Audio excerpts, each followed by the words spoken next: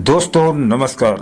आप सुन रहे हैं रेडियो कुमाऊं वाणी 90.4 मेगाहर्ट्ज में अपन रेडियो अपन बात कार्यक्रमों की श्रृंखला में हम समय समय पर तमाम प्रकार के कार्यक्रम तैयार करते हुए आप तक पहुंचाते रहे हैं। उसी परंपरा का पालन करते हुए हम आज भी आप तक एक खास प्रोग्राम पहुंचा रहे हैं।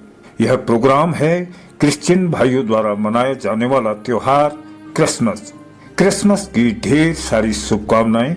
क्रिसमस आपके जीवन में भाईचारा, प्रेम, उमंग, हर्ष और उल्लास और तमाम सभी संप्रदायों के लोगों के जीवन को खुशहाल रखे। यह त्योहार हर वर्ष के दिसंबर माह की 25 तारीख को पूरे विश्व में मनाया जाता है। कहा जाता है कि क्रिसमस या बड़ा दिन ईसा मसीह या यीशु के जन्म की खुशी में मनाया जाने वाला पर्व है। क्रिसमस शब्द क्राइस्ट मास से निकला है। पहले ईसाई रोमन सम्राट कॉन्स्टेंटाइन के शासनकाल के दौरान 336 ईस्वी में मनाया गया, जिसके कुछ सालों बाद पोप जेलिसस ने आधिकारिक तौर पर जीसस क्राइस्ट के जन्मदिन को 25 दिसंबर के दिन क्रिसमस के रूप में मनाए जाने का ऐलान किया। जीसस क्रिस्ट को भगवान का बेटा भी कहा जाता है। क्रिसमस का नाम भी क्रिस्ट से ही पड़ा। बाइबल में जीसस की कोई जन्म तिथि नहीं दी गई है, फिर भी 25 दिसंबर को इनके जन्म दिवस को मनाया जाता है। इस तारीख को लेकर कई बार विवाद की स्थिति भी हुई। इस दिन ईसाई परिवारों के बच्चे रात के समय अपने घरों के बाहर अपनी जुलाबें सुखाते नजर आ सकेंगे। इसके पीछे की मान्यता है कि सांता क्लॉज रात के समय आकर उनकी जुराबों में उनके मनपसंद उपहार रख दिया करते हैं। क्रिसमस से 12 दिन के उत्सव क्रिसमस टाइड की भी शुरुआत हो जाती है। एन्नो डोमिनी काल प्रणाली के आधार पर यीशु का जन्म 7 से 2 ईस्वी पूर्व के बीच हुआ था। 25 दिसंबर यीशु मसीह के जन्म की कोई ज्ञात वास्तविक जन्म तिथि नहीं है और लगता है कि इस तिथि को एक रोमन पर्व या मकर संक्रांति से संबंध स्थापित करने के आधार पर इस दिवस को चुना गया है। आधुनिक क्रिसमस की छुट्टियों में से एक दूसरे को उपहार देना, चर्च में समारोह और विभिन्न सजावट करना शामिल है। इस सजावट के प्रदर्शन में क्रिसमस का पेड़, रंग बिरंगी रोशनियां, बड़ा बंडा, जन्म की झांकी आदि शामिल हैं।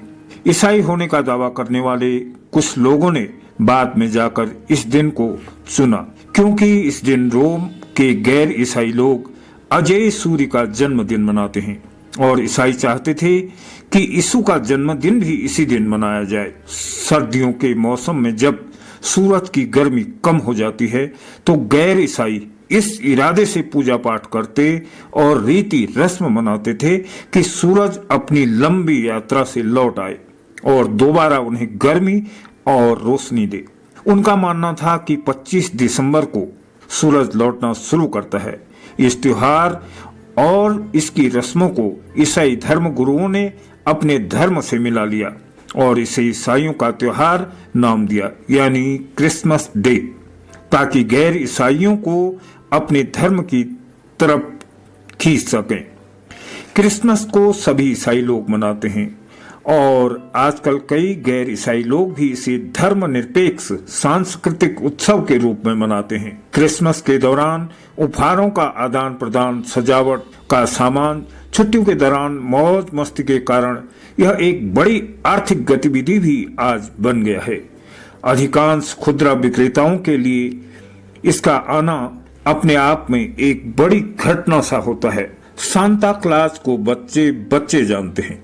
इस दिन खासकर बच्चों को इसका इंतजार रहता है। संत निकोलस का जन्म 3वीं सदी के जीसस की मौत के 280 साल बाद मायरा में हुआ। बचपन में माता पिता के देहांत के बाद निकोल को सिर्फ भगवान जीसस पर एक ही था। बड़े होने के बाद निकोलस ने अपना जीवन भगवान को अर्पण कर दिया। वह एक पादरी बने, फिर बिशप। उन्हें लोगों की मदद करना बेहद पसंद था। वो अर्धरात्रि को गरीब बच्चों और लोगों को गिफ्ट दिया करते थे। इसीलिए आज भी बच्चे आधी रात को निकलकर अपने मन पसंद खिलौने प्राप्त करने के लिए निकल पड़ते हैं। जब भगवान ईसा का जन्म हुआ तब सभी देवता उन्हें देखने और उनके माता पिता को बधाई देने आए थे। उस दिन से आज तक हर क्रिसमस के मौके पर सदाबहार फर के पेड़ को सजाया जाता है और इसे क्रिसमस ट्री कहा जाता है।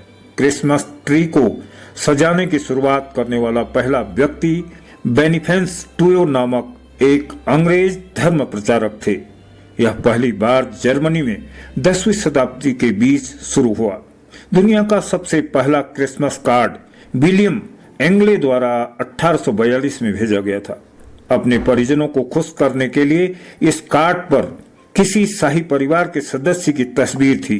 इसके बाद जैसे ही सिलसिला सा लग गया, एक दूसरे को क्रिसमस के मौके पर कार्ड देने का और इससे लोगों के बीच मेल मिलाप बढ़ाने का एक अवसर भी लोगों को मिला। दरअसल इसके पीछे एक बड़ी सी दिलचस्प कहानी है।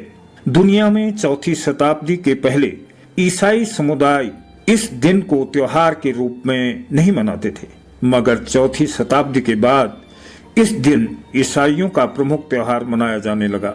माना जाता है कि यूरोप में गैर ईसाई समुदाय के लोग सूर्य के उत्तरायण के मौके पर त्योहार मनाते हैं। इस दिन सूर्य की लंबी यात्रा से लौटकर आने की खुशी मनाई जाती है। इसी कारण से इसे बड़ा दिन भी कहा जाता है। दोस्तों, कोई भी त्योहार पर्व हमें आपसी भाईचारे, सौहार्द और एक दूसरे के दुख और दर्द को समझने का अवसर भी प्रदान करते हैं। हम आज क्रिसमस डे के उपलक्ष्य में सभी क्रिश्चियन भाइयों के साथ साथ समस्त विश्व के लोगों को ढेर सारी शुभकामनाएं देते हैं। प्रार्थना करते हैं कि भगवान यीशु आपके जीवन में खुशियां लाए और आपका जीवन मंगलमय हो और आपको नेक रास्ते पर चलने की उमंग प्रदान करें। ढेर सारी शुभकामनाओं के साथ अभी लेता हूं विदा। फिर होंगे हाजिर किसी और कार्यक्रम के साथ। तब तक के लिए नमस्कार।